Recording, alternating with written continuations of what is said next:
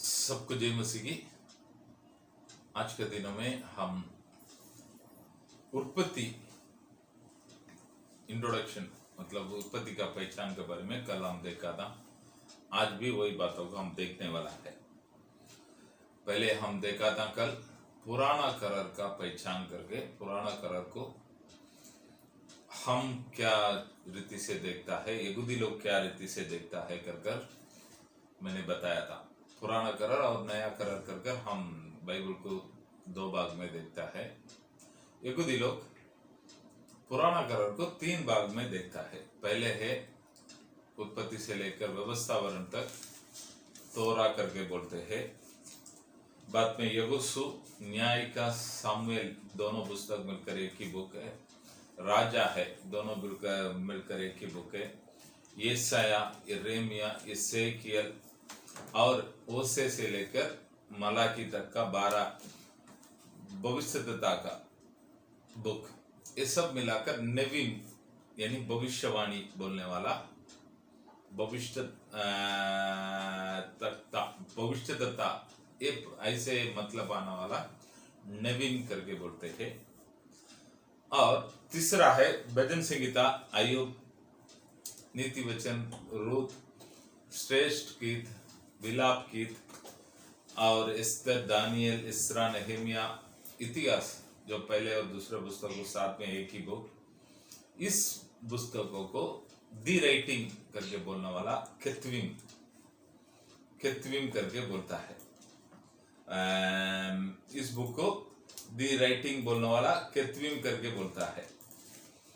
ठीक है, तो ये तीनों भाग को मिलाकर वो लोग तनाक करके बोलता है। तनाक बोलेगा तो पुराना कर पूरा मिलाकर तनाक करके बोलता है।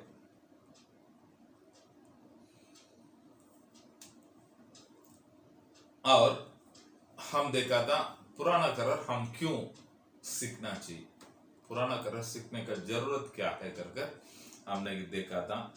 पुराना करार सीखने के द्वारा परमेश्वर के सहारा में जीने का आवश्यकता को हम जान सकता है। वापस बताता हूँ, परमेश्वर का सहारा में जीने का आवश्यकता को हम सीख सकता है कर बोला है।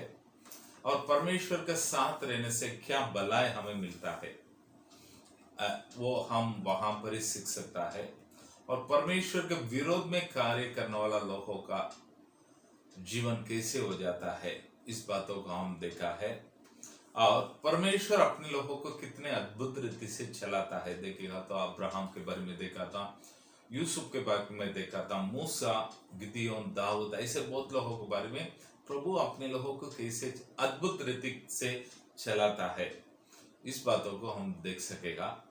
और पांचवा देखा था परमेश्वर का प्यार, तरस और क्षमा करने का, ये परमेश्वर का स्वभाव को हम वहां पर अच्छी तरह से पहचान लेता है। और पुराना करार में लास्ट में मैंने बताया था बहुत सारे भविष्यवाणी बोला गया है। वो भविष्यवाणी सब इन दिनों में कैसे पूरा होता है और क्या क्या भविष्यवाणी पूरा होना चाहिए कर हम इस बातों को हम देखा था। और इसके आगे क्या देखा था, बाइबल एक दुनिया में बहुत रहने वाला अद्भुत बातों में एक है। इस बाइबल का अंदर 7 तरीका का अद्भुत बात है। वो क्या है कर मैंने बताया था। पहले अद्भुत बात, स्वर्गदूत को प्रभु ने बनाया है। दूसरा अद्भुत बात, मनुष्य को और इस पृथ्वी को प्रभु ने बनाया है। तीसरे अद्भुत बात, यीशु मसीह इस दुनिया में पहले बार जन्म हुआ है। चौथे अद्भुत बात, यीशु मसीह का मृत्यु। और पांचवें अद्भुत बात, यीशु मसीह का पुनरुत्थान नहीं तो जी उठना। छठवां अद्भुत काम, यीशु मसीह का वापस आना, दोबारा आना है, मतलब दूसरे आगमन। और लास्ट बोलेगा तो 7वें अद्भुत बात, नया पृथ्वी नया आकाश, इस बारे में देखा था। और आगे हम पढ़ा था उत्पत्ति नाम का मतलब क्या है कर हमने देखा था शुरुआत करके। और इसको कौन लिखा है, इसके बारे में क्या क्या चर्चा हो रहा है, इसके बारे में भी हम कल देखा था। मोसे क्यों इसको लिखा नहीं करके बोलने वाला लोग सामने रखने वाला बात क्या क्या है करके इसके बारे में बहुत ज्यादा चर्चा हमने किया था। और हमूरबी का नीति नियम, हमूरबी करके यीशु मसीह के पहले 18वां सेंचुरी में राज किया हुआ एक राजा का नीति नियम के बारे में हम देखा था।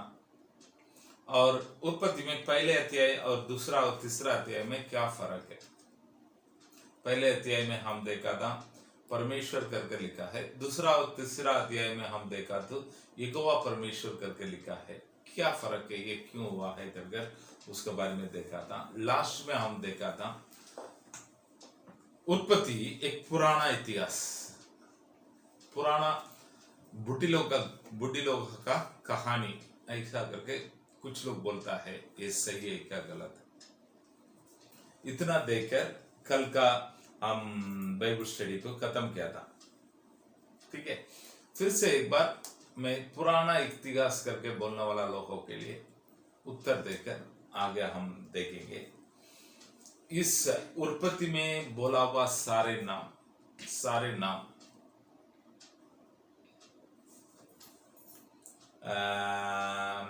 सच में थे, इतिहास के द्वारा प्रूफ किया हुआ चीज है। हम पुराना कहानी में हम देखेंगे तो उसका नाम बोलेगा तो कुछ अजीब ही नाम रहेगा, अजीब ही नाम नहीं रहेगा। उन लोग का एटीट्यूड, उन लोग का कर्म, उन लोग ऐसा क्या वैसा क्या कर कुछ जो कर हो ही नहीं सकता वैसे बात रहेगा। मैं बताने के लिए जाएगा तो बहुत सारे चीजों को बता सकता है, लेकिन आप लोग ये बातों को समझ लीजिएगा। लेकिन यहाँ पर बताया हुआ नाम सारे है इतिहास के द्वारा प्रूफ किया हुआ है। और 64 भूगोल का जगह, पृथ्वी में रहने वाला जगह का नाम दिया गया है उत्पत्ति पहले 11वां अध्याय के अंदर। वो अभी भी है वो जगह। 88 लोगों का नाम दिया गया है। 21 कल्चरल थिंग्स अभी भी बताया गया है, वो अभी भी है। ठीक है, तो अभी तीसरे और दूसरे सवाल क्या है मालूम है?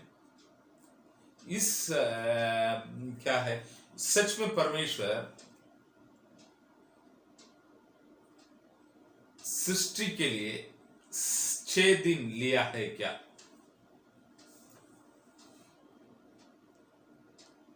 नहीं तो क्यों 6 दिन को परमेश्वर लिया है सृष्टि करने के लिए? वापस मैं बताता हूं, परमेश्वर इस सृष्टि करने के लिए 6 दिन को क्यों सेलेक्ट किया है कर बोलेंगे तो उत्पत्ति में, निर्गमन में 20वां अध्याय में 11वां वचन में उसका अर्थ है, आंसर है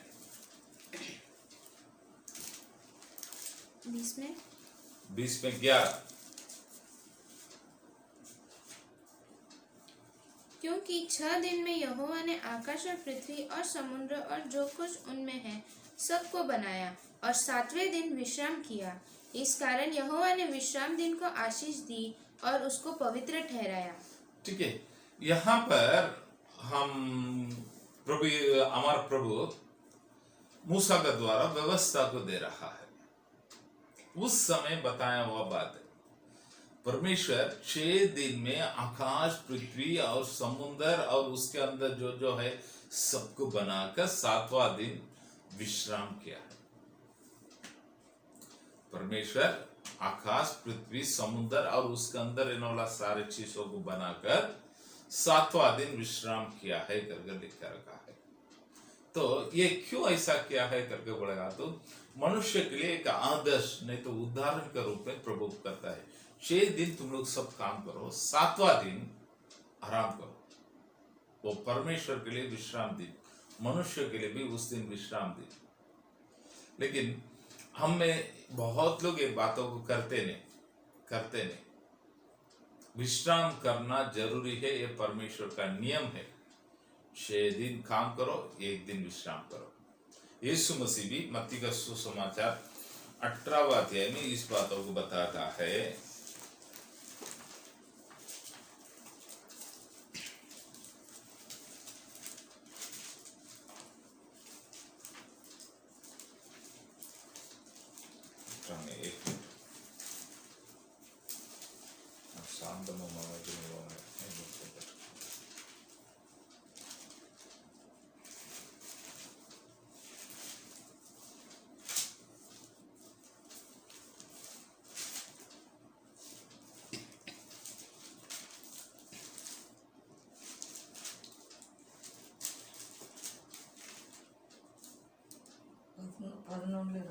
हाँ 11 में 21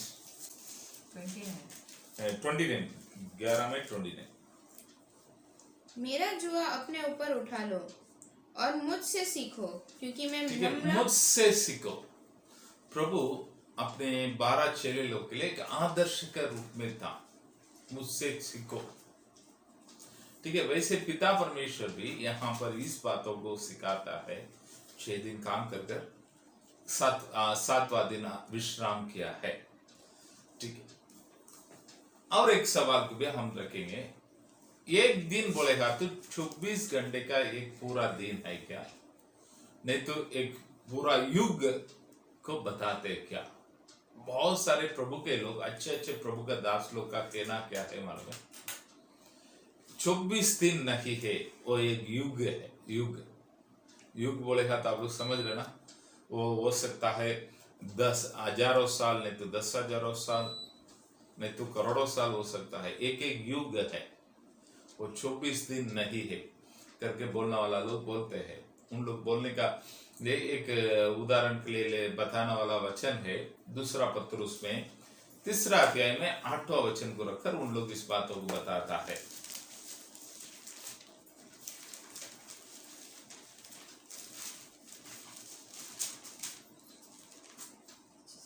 हे प्रियो, यह बात तुमसे छिपी न रहे कि प्रभु के यहाँ एक दिन 1000 वर्ष के प्रभु के यहाँ एक दिन 1000 वर्ष के बराबर है बराबर, और 1000 वर्ष एक दिन के बराबर है।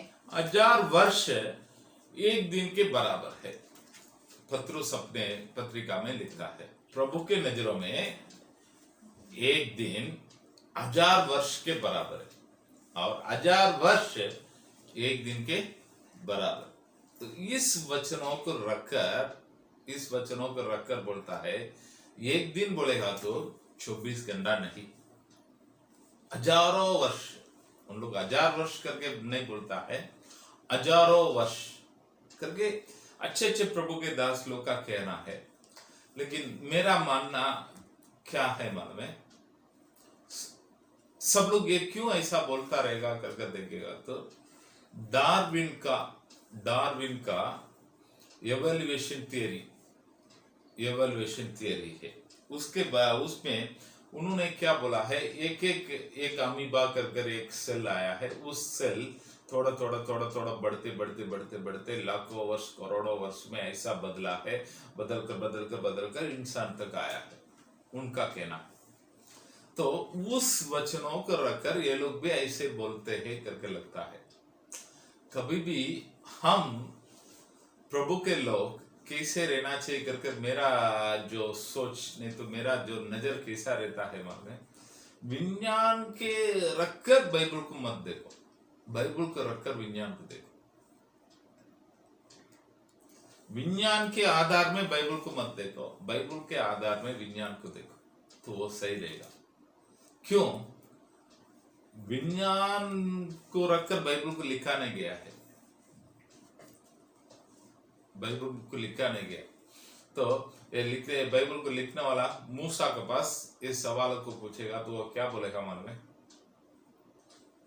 ये उत्पत्ति को लिखा हुआ कौन है? मूसा है।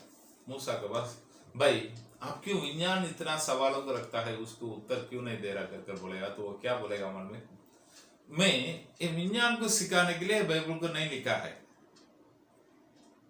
नहीं तो इतिहास को सिखाने के लिए बाइबल को नहीं लिखा है, नहीं तो भूगोल को सिखाने के लिए मैं बाइबल को नहीं लिखा है, नहीं तो मैथमेटिक्स को गणित को सिखाने के लिए बाइबल को नहीं लिखा है।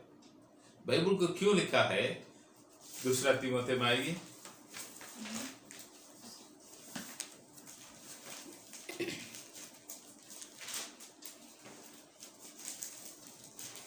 तीसरा अध्याय में 16 और 17 पढ़िए। संपूर्ण पवित्र शास्त्र परमेश्वर की प्रेरणा से रची गई है और उपदेश और समझाने और सुधारने और धर्म की शिक्षा के लिए लाभदायक है। क्यों? ये क्यों लिखा गया है बाइबल? गणित को सीखने के लिए नहीं, विज्ञान को सीखने के लिए नहीं, इतिहास को सीखने के लिए नहीं। ये क्यों लिखा गया है? उपदेश और समझाने और सुधारने और धर्म की शिक्षा के धर्म लिए। की शिक्षा के लिए लिखा गया। तो मूसा का जो लिखने का नजरिया यही था, इसमें विज्ञान सीखना चाहिए, ये नहीं। उपदेश, समझाने, सुधारने और धर्म की शिक्षा। तो हम इस बातों को रखकर विज्ञान के अनुसार इसको मोड़ने का नहीं, बाइबल के अनुसार विज्ञान को देखो, तब बहुत सारे बातों को सीखेंगे। सच में आने वाला दिनों में मैं इस एक दिन वचन भी दूंगा, विज्ञान और साइंस और बाइबल करके दूंगा, अच्छी तरह से आप लोग को उसमें मैं समझाऊंगा। और एक बात है, इब्रानी भाषा में दिन को यम करके बोलने वाला शब्दों से बोलता है। यम बोलेगा तो एक दिन। बाइबल में पुराना कर्म में 2301 बार इस शब्द 24 घंटे का दिन के बारे में बताता है। वापस में बताता हूं, बाइबल में पुराना कर्म में 2301 बार यह यम जो शब्द है 24 घंटे को रखकर बताते हैं। तो ये यम जो सिंगुलर में एक ही व्यक्ति के बारे में बोलने के समय वो 24 घंटा को लगता है। शायद यम को प्लूरल में बहुत लोगों के बारे में बताएंगे तो वो बहुत दिन हो सकता है, लेकिन यहाँ पर वो एक दिन के बारे में ही बताता है। उदाहरण के लिए एक व्यक्ति का आयु के बारे में बताएगा तो वो यम आता है, लेकिन वो प्लूरल में आता है। प्लूरल बोलेगा तो आप समझ जाइए बहुवचन, ठीक है। तो इस बातों को हम समझ लेने का है। और भी आगे हम देखेंगे तो बाइबल में साफ साफ ये लिखा है, पढ़िए उत्पत्ति में पहले अध्याय में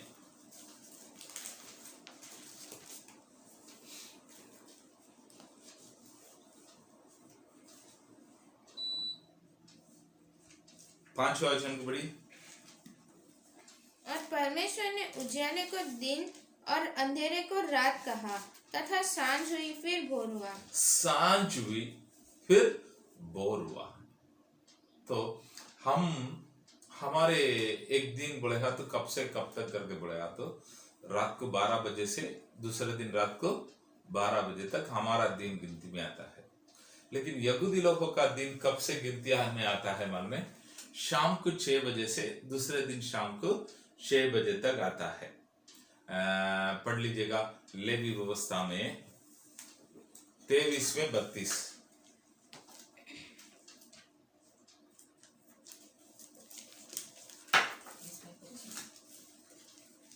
वह दिन तुम्हारे लिए परम विश्राम का हो, उसमें तुम अपने अपने जी को दुख देना और उस महीने के 9वें दिन की सांझ से लेकर दूसरे सांझ तक अपना विश्राम दिन करना। अपने विश्राम दिन मना करना।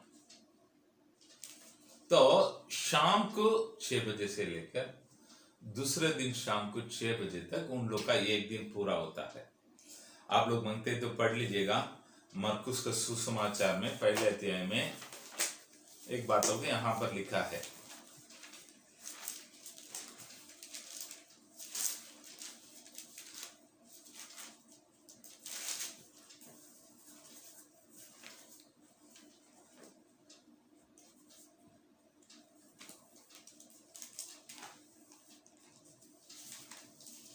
बत्तीसवां वचन को पढ़िए।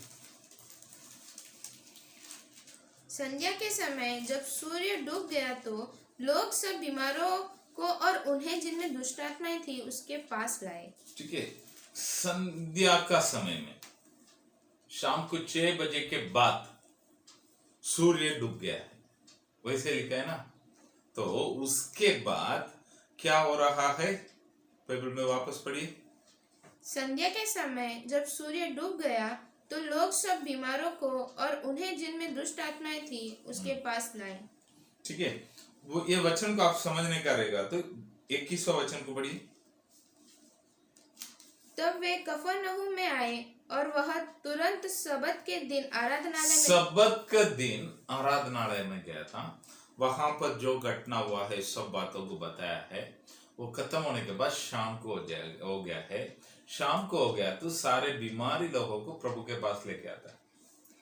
इस वचनों को रखकर कुछ लोग क्या प्रचार करता है मालूम है? शाम को प्रभु का शामत बढ़ जाता है करके, अमावस्या में और इसमें शैतान का शामत बढ़ जाता है, वैसा प्रभु का शामत शाम को बढ़ जाता है करके बोलने वाला लोग बोलता है। ये गलत है। क्यों? सबत के दिन में यहूदी लोग 1 मील केवल चलता है, कुछ काम नहीं करेगा, खाना पीना सब पहले दिन ही बना के रखता है। उन लोग का नियम वो है। तो अगर बीमारी लोगों को लेकर आने का, हॉस्पिटल लेके जाने का रहेगा तो भी 6 बजे के बाद ही दूसरा दिन ही वो लोग लेके जाएंगे। उन लोग का नियम है। यहाँ पर वो विश्राम दिन था, सबत का दिन था। शाम 6 बजे हो गया तो वो सबत का दिन पूरा हो गया।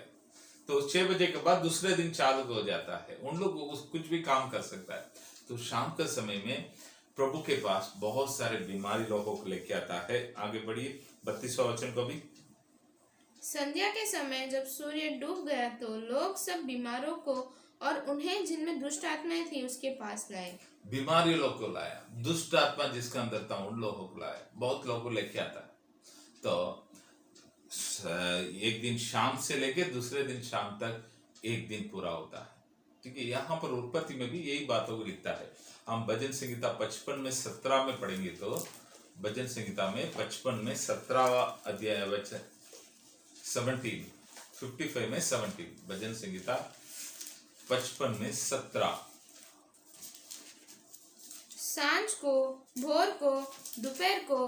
देखिए, सांझ को पहले क्या आ जाता है? सांझ को, भोर को, दोपहर को, तीनों पहर में दुआई दूंगा। तीनों पहर मैं दुआई दूंगा। इनका मतलब क्या है? मैं एक दिन में शुरुआत से मध्य में लास्ट में भी आपका दुआई करूं, पूरा दिन में प्रार्थना करूं। उसका मतलब वही है। तो यीशु मसीह अपना प्रभु दुनिया को एक 24 घंटा बोलेगा तो एक दिन है क्या, एक युग है करके बोलेगा। तो मैं बताने वाला बात वो 24 घंटा का एक दिन में बनाया, 24 घंटा का एक दिन में बनाया है। ठीक है, अब उत्पत्ति के अंदर हम जाएंगे। उत्पत्ति के अंदर हम जाएंगे। उत्पत्ति क्यों पहले पुस्तक में आया है बाइबल में करके बोलेंगे तो उसका उत्तर यही है, शुरुआत के बातों को इसमें लिखा है, इसलिए वो पहले आया है। इस उत्पत्ति में बहुत सारे नए चीजों को हम देख सकता है। पहले बार करके बहुत सारे चीजों को हम देख सकता है।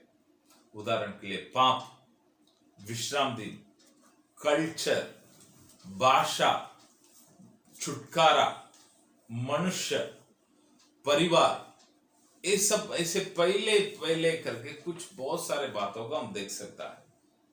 और इस पुस्तक में प्रभु अब्राहम को आशीष किया है, इसहाक को आशीष किया है, याकूब को आशीष किया है, यूसुफ को आशीष किया है। तो जो प्रभु के चरणों में है उनको आशीष करता है, ये बातों को देख सकता है। उतने ही केवल नहीं, जो लोग प्रभु के संगति में है, उन लोगों के साथ जो लोग आकर संगति में रहता है, उन लोगों को भी प्रभु आशीष करता है।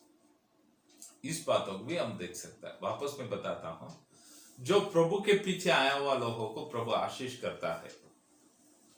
ये बातों को हम देखते हैं। अब्राहम को प्रभु आशीष किया, इसहाक को प्रभु आशीष किया है, याकूब को प्रभु आशीष किया है, यूसुफ को प्रभु आशीष किया है। जो लोग प्रभु के पास आया उन सभी को प्रभु आशीष करता है। इसके साथ साथ और एक बातों को भी हम देख सकता है।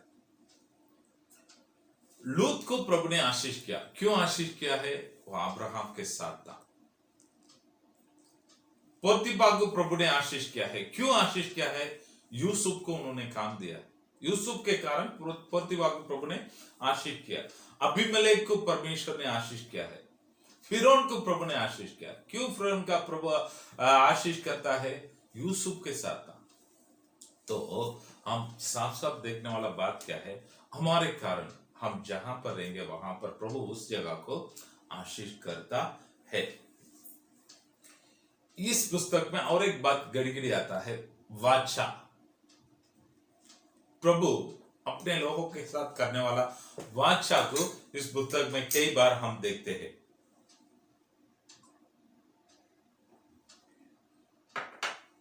और एक बात इस पुस्तक में गड़ी गड़ी हम देखने वाला बात क्या है? वेदी।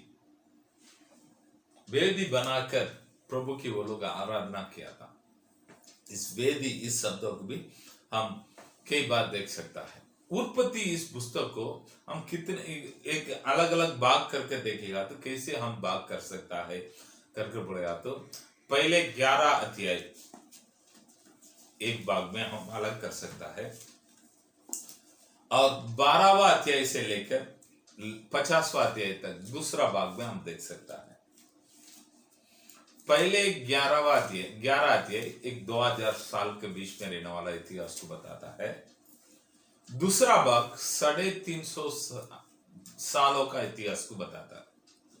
वापस मैं बताता हूं, पहले अध्याय से लेकर 11वां अध्याय तक 2000 सालों का इतिहास है।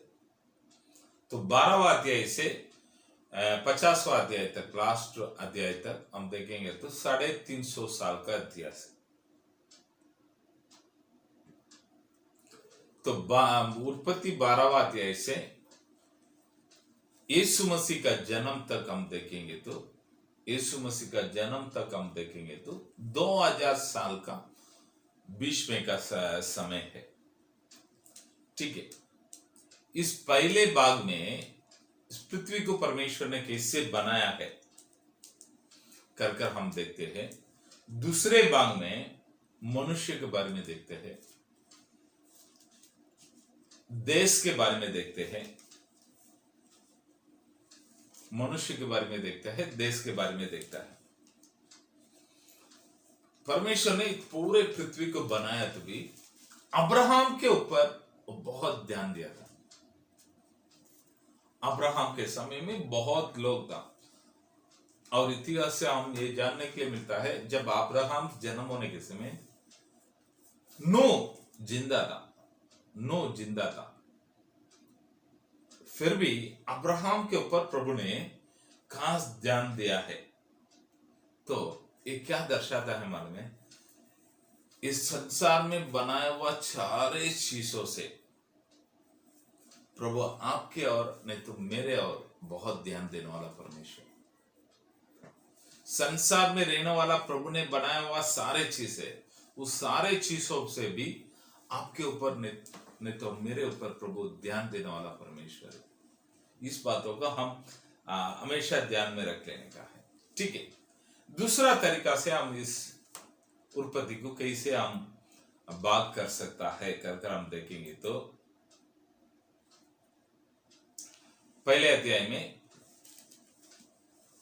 अध्याय से दूसरा अध्याय 6वां वचन तक पृथ्वी का सृष्टि के बारे में देखते हैं। दूसरा अध्याय 7वां वचन से 6वां अध्याय 8वां वचन तक आदम की संतति को देखते हैं। 6वां अध्याय 9वां वचन से 9वां अध्याय में 29वां वचन तक नूह का संतान के बारे में हम देखते हैं। 10वां अध्याय से 11वां अध्याय में 9वां वचन तक नूह का लड़का लोग का संतान के बारे में हम देखते हैं। 11वां अध्याय 10वां वचन से 11वां अध्याय 26वां वचन तक सेम का संतान के बारे में हम देखते हैं। 11वां अध्याय 27वां वचन से 25वां अध्याय 15वां वचन तक 13 का संतति के बारे में हम देखते हैं। 25वां अध्याय 12वां वचन से 18वां वचन तक इस्माइल का संतान के बारे में हम देखते हैं। 25वां अध्याय 19वां वचन से 35वां अध्याय तक इसहाक के संतान के बारे में हम देखते हैं।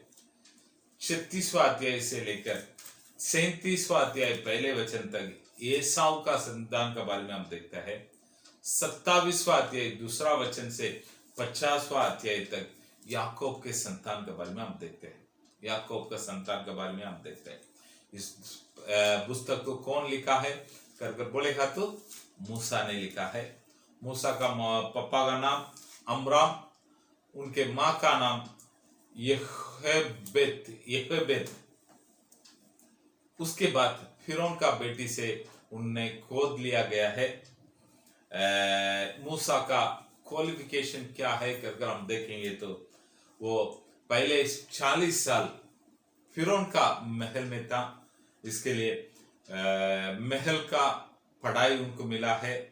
उसके बाद 40 साल परमेश्वर के द्वारा बीडी पढ़ाई किया है। बीडी बढ़ेगा तो बैक साइड ऑफ डेजर्ट। उसके बाद दूसरे 40 साल कम से कम 25 लाख लोगों को मिस्र देश से निकालकर कानान तक पहुंचाया, कानान तक पहुंचाया है। ठीक है, तो इस पहले पुस्तक का और बाइबल में रहने वाला लास्ट पुस्तक का कुछ संबंध है क्या करके एक सवाल को डालकर देखेंगे तो, क्योंकि इस सवालों को डालने के समय और एक बात भी आप लोग मन में रखकर इस बातों को रखने का है। ये उत्पत्ति लिखा गया कब करके देखेगा तो यीशु मसीह के पहले 15वां सेंचुरी में लिखा गया था। यूहन्ना के द्वारा लिखा गया प्रकाशित वाक्य कब लिखा गया है करके देखेंगे तो यीशु मसीह के बाद पहले सेंचुरी में लिखा गया था। यानी लगभग एक 1500 सालों का फर्क है, 1500 सालों का फर्क। तो इस दोनों पुस्तक का क्या संबंध है कर हम देखेंगे तो पृथ्वी में उत्पत्ति में इस दुनिया का शुरुआत के बारे में लिखा है। प्रकाशित वाक्य में इस शुरुआत किया गया दुनिया का अंत कैसा होगा कर हम देखता है। नहीं तो सृष्टि के बारे में हम उत्पत्ति में देखता है, नाश के बारे में प्रकाशित वाक्य में देखता है। उत्पत्ति में बाबिलोन हमारे लिए पहचान किया गया है, बाबिलोन। निर्गम इसमें प्रकाशित वाक्य में वही बाबिलोन का न्याय हो रहा है। उत्पत्ति में एक श्राप को हम पहचान किया गया है, वही श्राप का अंत प्रकाशित वाक्य में है। उत्पत्ति में जो शुरुआत किया गया है छुटकारा, परमेश्वर का छुटकारा का योजना, उत्पत्ति में शुरुआत किया गया परमेश्वर का छुटकारा का योजना प्रकाशित वाक्य में आकर खत्म होता है। इस उत्पत्ति लिखा गया कैसे लिखा गया है कर हम देखेंगे तो मूसा इजराइल लोगों को मिस्र देश से लेके आने के समय एक जगह पर उन लोग को मटन चाहिए कर मूसा से बहुत झगड़ा करता है। इस बातों को देखकर मूसा बहुत गुस्सा हो गया। गुस्सा होकर प्रभु के पास आकर बोलता है, मैं थोड़ी अब्रियलू को जन्म लिया, मैं क्यों इतना तकलीफ उठाने का, मुझे उठा लो, मैं मर जाएगा तो अच्छा करके प्रभु से जाकर प्रार्थना करता है। जब प्रभु उनको पहाड़ के ऊपर बुलाकर तुम ये लोग इतना बोलकर टेंशन हो गया ना, ये लोग कौन है करके मैं दिखाता हूं करके इसको, और बहुत सालों को पहले लेके गया। एक 2500 नहीं तो 2500 साल के पहले लेके गया है।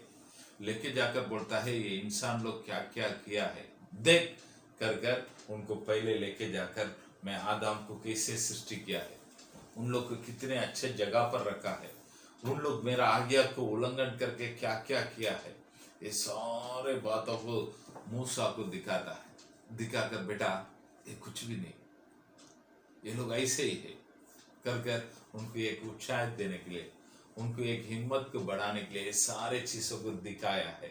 इस देखा हुआ चीजों को मूसा ने लिखा।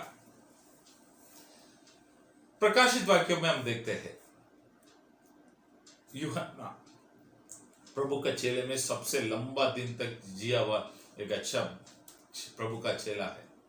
प्रभु का बहुत करीब में रहने वाला प्रभु का चेला है।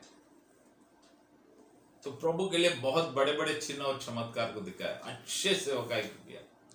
उनको उठाकर गरम गरम तेल के अंदर डाल दिया था। उस गरम तेल के द्वारा वो मरा नहीं, पूरा शरीर घाव हो गया। तो वो मरा नहीं था, उसको गला काट कर मारने के लिए उस रोमी लोगों को मन में आया, क्योंकि 94 साल के बुढ़ा को कैसे गला काट कर मारेंगे। तो इसको उठाकर टापूस करके एक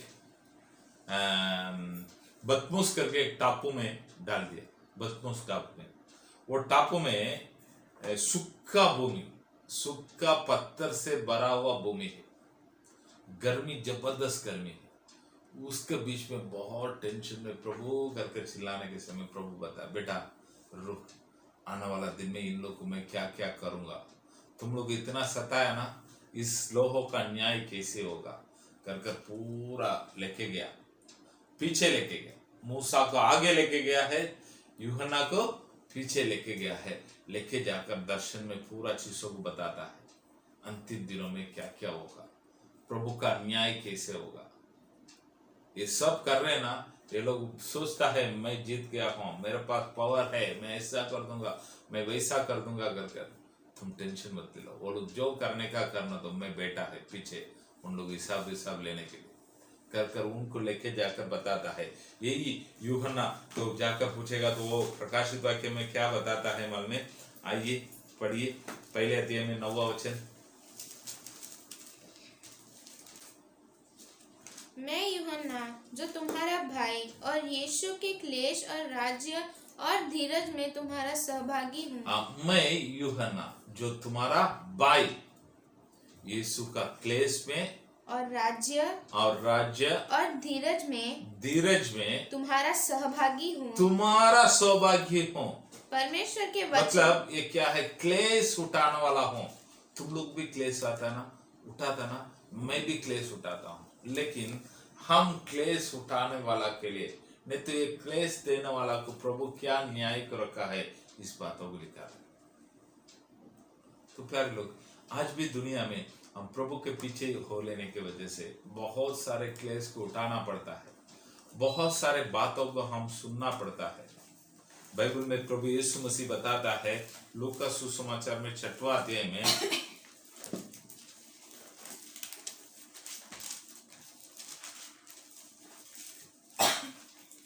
22-23 को पढ़िए। धन्य हो तुम जो मनुष्य के पुत्र के कारण लोग तुमसे बैर करेंगे और तुम्हें निकाल देंगे और तुम्हारी निंदा करेंगे और तुम्हारा नाम बुरा जानकर काट देंगे। उस दिन आनंदित होकर उछलना, क्योंकि देखो तुम्हारे लिए स्वर्ग में बड़ा प्रतिफल है। ठीक है, धन्य हो तुम जो मनुष्य के पुत्र के कारण लोग तुमसे बैर करेंगे, लोग तुमसे बैर करेंगे और तुम्हें निकाल देंगे, तुम्हें निकाल देंगे और तुम्हारी निंदा करेंगे, तुम्हारा निंदा करेंगे, और तुम्हारा नाम बुरा जानकर काट देंगे। तुम्हारा नाम बुरा जानकर काट लेंगे। उस दिन आनंदित होकर उछलना, आनंदित होकर उछलना, क्योंकि देखो तुम्हारे लिए स्वर्ग में बड़ा प्रतिफल है। तुम्हारे लिए स्वर्ग में बड़ा प्रतिफल है। आपके लिए और मेरे लिए स्वर्ग में प्रभु ने बड़े प्रतिफल को रखा है। तो इन बातों को दिखाने के लिए, यूहन्ना को प्रभु उत्साहित करने के लिए प्रकाशित वाक्य में इस सारे चीजों को बताया। तो बाइबल उत्पत्ति से लेकर प्रकाशित वाक्य तक पूरा प्रभु हमारे लिए लेके दिया है। इसलिए पुराना करार केवल हम पुराना नया नियम में है, नया करार में रहता है, नया नियम में रहता है। इसके लिए पुराना करार नहीं चाहिए कर हम बोल नहीं सकता, नहीं तो पुराना करार ही चाहिए, नया करार नहीं चाहिए कर हम बोल नहीं सकता। जैसे हमारा 2 आंख है, एक आंख पुराना करार पड़ेगा तो दूसरा नया करण। तो हम ये वो भी सीखने का, ये भी सीखने का। उसमें प्रभु कौन है हम पहचानते हैं। प्रभु का सहारा में रहने से हमें क्या फायदा मिलता है हम सीखते हैं। प्रभु के मार्ग में जाने से हमें क्या फायदा मिलता है, ये बातों को सीखता है। नया करण में हम प्रभु के लोग क्या करना चाहिए, प्रभु का नियम क्या है, प्रभु क्या चाहत करता है हमारे से, इस बातों को नया करण में सीखता है। तो प्यारे लोग, दोनों को अलग मत कीजिएगा। तो मैं आप लोग को बताने वाला बात यही है, पुराना करण में हम मसीहा को देखते हैं, नया करण में हम यीशु को देखते हैं। वापस मैं बताता हूं, पुराना करण में प्रभु यीशु मसीह को ढूंढना चाहिए, नया करण में हमको प्रभु यीशु मसीह दुनिया में आकर क्या क्या चीजों को किया है, इस बातों को देखना चाहिए। तब हम प्रभु में और उसके शक्ति के प्रभाव में हम आगे बढ़ेंगे। हमें प्रभु और भी आशीष करेगा, हमारा सेवकाई में एक उन्नति को देगा। प्रभु आपको आशीष करेगा। प्रार्थना करेंगे। सर्वशक्तिमान महान परमेश्वर, आपको धन्यवाद करता हूँ, स्तुति करता हूँ प्रभु जी। इन दिनों में आपके प्यारे लोगों को साथ बैठकर प्रभु आपके वचनों को ध्यान करने के लिए आपने दिया हुआ अच्छा समय के लिए धन्यवाद करता हूँ प्रभु जी। इस वचनों को सुनने वाला सभी को आप आशीष कीजिएगा, उनके जीवन में प्रभु जी भलाई से बढ़कर आप आगे बढ़ाइए प्रभु जी। दिनों में घूमने वाला महामारी से उन्हें बचा लीजिएगा, जरूरतों को पूरा कर आप आगे बढ़ाइए। आपका नाम का महिमा के लिए जीने के लिए जहां जहां है वहां वहां आपका उजाला को लेके जाने वाला जैसे होने के लिए आप सहायता कीजिए, आशीष कीजिए। प्यारे परमेश्वर, यीशु मसीह के नाम से मांगता अच्छे पिता।